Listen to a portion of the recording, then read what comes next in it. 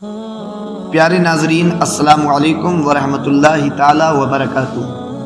آج ہم بات کریں گے شب برات کے حلوے کے تعلق سے۔ شب برات پر حلوہ بنانا کیسا ہے؟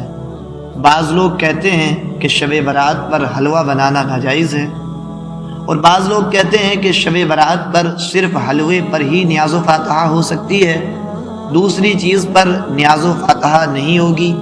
کیا یہ بات درست ہے؟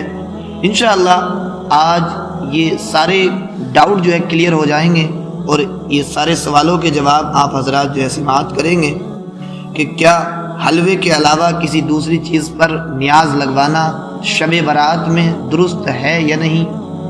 آخر تک بنے رہیں ہمارے ساتھ، اور ہمارے یوٹیوب چینل تعلیم اسلام کنٹینٹ کو زیادہ سے زیادہ سبسکرائب کریں تاکہ ہر آنے والی نئی بات آپ تک پہنچ سکے، اور بات اچھی لگے تو لائک اور کمنٹ بھی کریں۔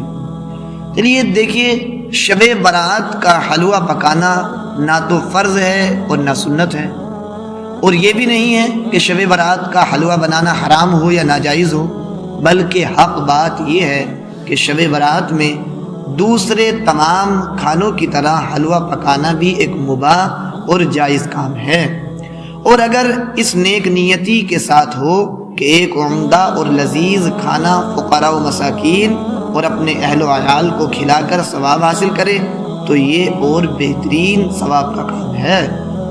امام اہل سنت سیدی سرکار اعلیٰ حضرت سے سوال ہوا کہ شب برات میں حلوہ وغیرہ بناتے ہیں، یہ جائز ہے یا نہیں؟ تو امام اہل سنت نے فرمایا، حلوہ وغیرہ پکانا، فقراء پر تقسیم کرنا، احباب کو بھیجنا، یہ سب جائز ہے۔ ہاں البتہ جو لوگ اس کو لازم شرعی سمجھتے ہیں وہ ضرور غلطی پر ہیں۔ امام اہل سنت سے سوال ہوا کہ حلوہ شب برات کی کیا تخصیص ہے؟ امام اہل سنت نے فرمایا، یہ تخصیص عرفی ہے، لازم شرعی نہیں۔ ہاں اگر کوئی جاہل اسے شرعاً لازم جانے کہ بے حلوے کے ثواب نہ پہنچے گا تو وہ غلطی پر ہے۔ باقی حلوہ بنانا یا کھانا فی نفسی ایک جائز اور حلال شے ہے۔ اب جو چیز پورا سال جائز ہو وہ خاص دنوں میں کیسے ناجائز ہو جاتی ہے؟ وہ لوگ بھی کان کھول کر سنیں کہ جو شب برات پر حلوے کو ناجائز بتاتے ہیں، پورا سال تو آرام سے کھاتے ہیں، اور جب شب برات کا موقع آتا ہے تو یہ حلوہ ان کو ناجائز اور حرام اور بدعت نظر آنے لگتا ہے۔ اللہ تعالیٰ انہیں توفیق دے سمجھنے کی۔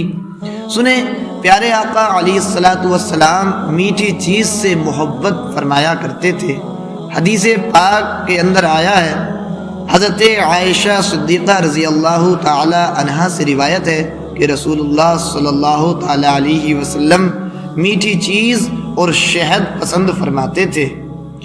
علامہ احمد یار خان نعیمی رحمۃ اللہ تعالی علیہ فرماتے ہیں، عموماً بزرگان دین میٹھی چیز سے محبت کرتے رہے ہیں، اس لیے عموماً فاتح و نیاز میں میٹھی چیز پر ہوتی ہے۔ اس کی اصل یہ حدیث ہے۔ ایک حدیث میں یہ بھی ہے کہ مومن میٹھا ہوتا ہے اور مٹھائی پسند کرتا ہے۔ سبحان اللہ۔ حلوے پر میٹھی چیز داخل، حلوہ جو ہے یہ میٹھی چیز ہے، اور حلوے میں ہر میٹھی چیز داخل ہوتی ہے، حتیٰ کہ شربت اور میٹھے پھل اور عام مٹھائیاں، یہی تو عرفی حلوہ ہے۔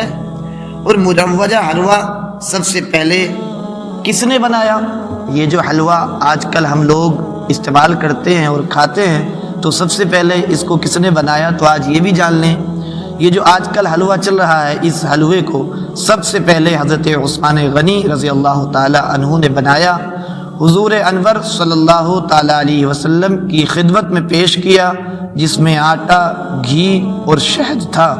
حضور انور صلی اللہ تعالی علیہ وسلم نے بہت پسند کیا اور فرمایا کہ فارسی لوگ اسے دخیس کہتے ہیں، لہذا شب برات میں حلوہ پکانا صرف ایک جائز امر ہے، نہ فرض ہے، نہ واجب، اور نہ سنت، اور نہ ناجائز، اور نہ ایسا ہے کہ یہ حرام ہو۔ دیکھیے، اب ان تمام باتوں سے ہمیں اس بات کا بالکل بہترین طریقے سے علم ہو جاتا ہے کہ شب برات پر صرف حلوے ہی کی تخصیص نہیں ہے، اللہ تبارک و تعالیٰ نے عطا کیا ہے تو آپ شب برات کی نیاز حلوے پر بھی لگوائیے۔ حلوے کے علاوہ کوئی اور چیز اگر آپ نے اپنے گھر میں بنائی ہے اس پر بھی شب برات کی فاتحہ ہو سکتی ہے۔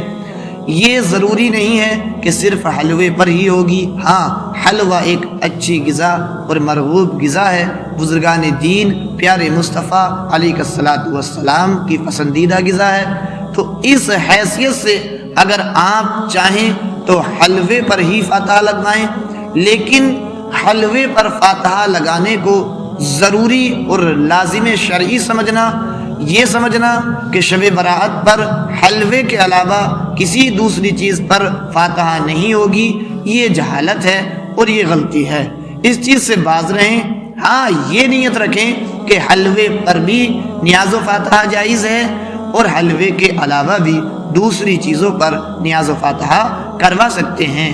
اللہ تبارک و تعالیٰ سمجھنے کی توفیق عطا فرمائے، سمجھنے سمجھانے سے زیادہ عمل کی توفیق عطا فرمائے۔ السلام علیکم۔